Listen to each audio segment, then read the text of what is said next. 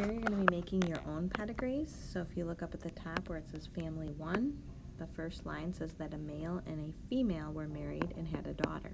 So I'm going to draw a square for the male, since squares are always the boys, and the female.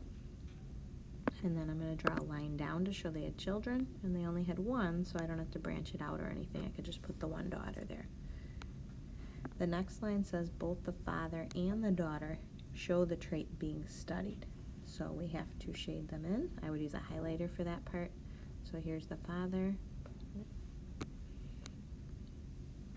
and here's the daughter, shaded in. Alright, then you're going to go to this next part where it says put in the generation and the regular numbers.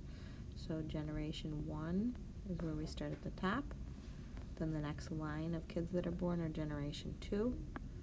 The regular numbers are where you number 1 and 2, and you restart at 1 on every line.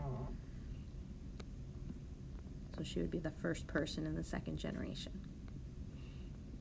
The last part of this family is to answer that question: what is the relationship between individual 1-1, which is generation 1, person 1, so this person right here, and generation 2, person 1. If I look at generation 2, person 1, that's her. What would these two people call each other if they were at a family party or something? Are they brother and sister? Are they cousins?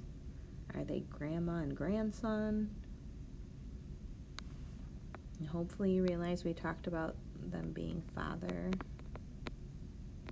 and daughter.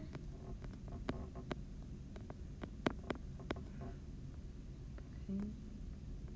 And the next two families do kind of the same steps, except for they get a little bit more complicated. You add more children, and in family number 3, you have a little bit more going on with having a third generation going in. So just do your best and get it checked when you're done.